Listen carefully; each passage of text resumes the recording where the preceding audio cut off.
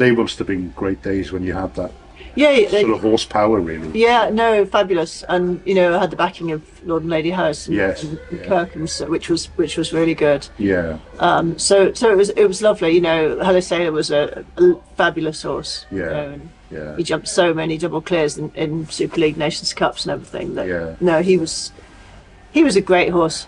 yeah. You touched on Barcelona earlier, then of course I think London as well. You were also reserve. Was that right? That's right. What's that like? 'Cause Horrible. You're nearly there, but you're Horrible. really. Yeah. Yeah. How do you deal with it? I mean, because were you a travelling reserve? Were you actually? I on had to be there. for both of them. Yeah. Yeah. So, I mean, mentally that was a speak. Yeah, it is. It was really hard, actually. That was probably my hardest moment. I mean, I was delighted for them. They won. And even before Peter Charles even jumped in the jump off, they'd won it. Yeah. There was no way that That's they right, could that's lose. right. You know, nobody could have beaten them. It was Yeah. amazing they won. I couldn't have been more pleased, but very hard not to be part of that. And I suppose the fact you had 20 years between them, you've sort of done it once and you sort of climbed your way all the way back and you were there again. I know. And then, of course, they win the gold medal and Yeah. the rest is history. That was gutting. So then it moves on. Obviously, Ollie and Will, they're now obviously, you know, making their way through at international level. Yeah. That's a completely different thing for you, I would imagine. And how do you enjoy that side of it now? Oh, I love it. Yeah. Yeah, I really enjoy it. Really Yeah. enjoy it. Yeah. Yeah, it's very different. I get much more nervous. Yeah. I never was nervous as a rider. I was never really Right. nervous. Right. But I think because once they get in that ring, there's nothing you can do about it. No, You no. know, so I do. You know, when it's an important occasion, I'm like, Yeah.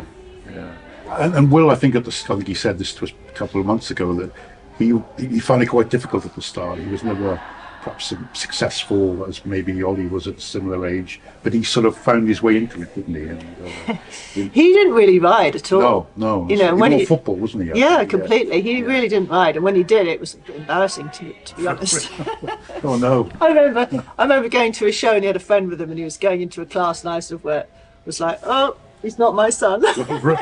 That bad, eh? Yeah. Yeah. But then, actually, strangely enough, he just suddenly, when he was about 13, 14, Yeah. we put him on horses. He was always very tall. Right. He's tall now, but he was always very tall as a kid. Right. And then he suddenly started doing well. Yeah. I can't imagine Ollie having any confidence issues, really. No, I have to say, no, that doesn't bother him. But I mean, incredibly proud for you and Graham is that you've got two lads who are, you know, not just making up numbers, they are real, you know, Yeah, young stars of the sport. Well, hopefully, it's Yeah. obviously the difficult thing is finding enough horses for them. Of course. You know, and the horsepower. We've got some really good owners now. Yeah. Ali and John Walton, and you know they support them really well. Without them, they wouldn't be where they are now. So, Yeah. you know, they are to thank really for their horsepower. Yeah, and they are two of a whole clutch of exciting young riders that we've got at the Yeah. moment.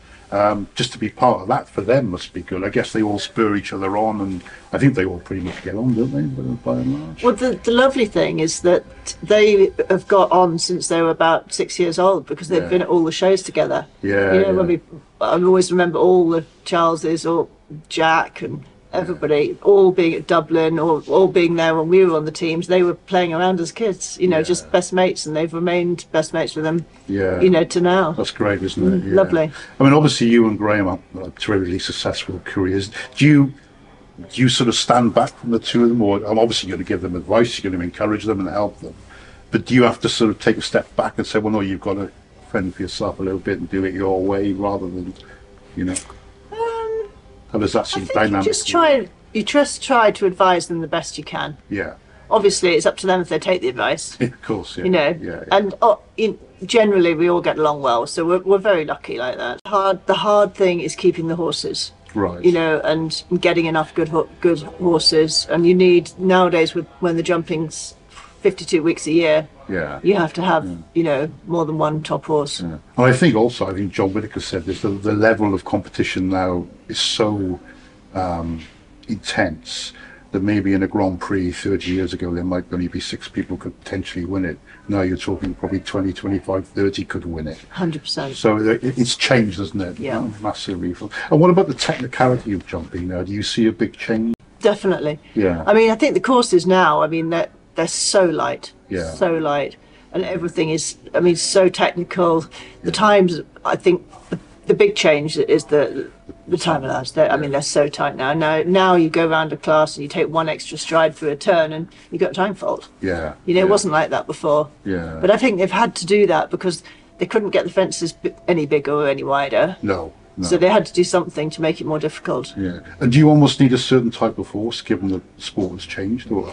I think you need a much more blood horse now. Yeah. You know, the sort of commoner horses that used to jump, you know, Yeah. 30 years ago, you don't see them anymore. I think riders take it a lot more seriously now, as in, you know, you see most of the riders in the gym, most of them watch their weight. Yeah. You know, you hardly ever see now any riders that are overweight, do you? Yeah. You know, or unfit, you know, everyone, I think the professionalism is come into the sport a lot more. Yeah.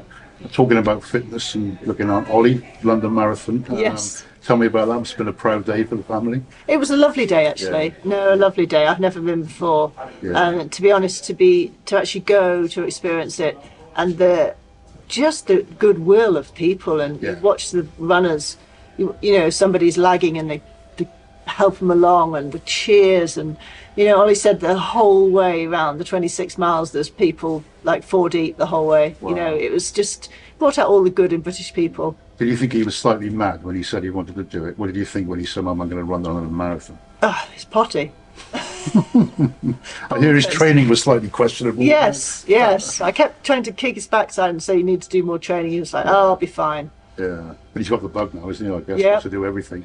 Yeah, he wants to do all 7 now. Yeah. Tina, just tell me about the sort of all the training and the coaching and the teaching that you do. I mean, you're tired just talking about it, but I mean, you're pretty full on with that. Yeah? Absolutely. If I wanted to, I could fill every day, every hour of every day. Really? Yeah, I am actually so busy, and I feel bad because I'm so busy, and then I feel bad because I let some people down because they're desperate to have it before Burley or before Europeans or something like that, and I do my best, but no, I really enjoy helping people, and I love seeing a difference. I love it when I had a text yesterday saying, "Oh, thank you so much for that lesson. I just won the 4-star, and the first time it's gone clear." You know, wow. So you know, things like that really mean a lot to me. Yeah, you travel a lot. I mean, you wouldn't just be will you go abroad as well? I mean, will you be around the place doing anything?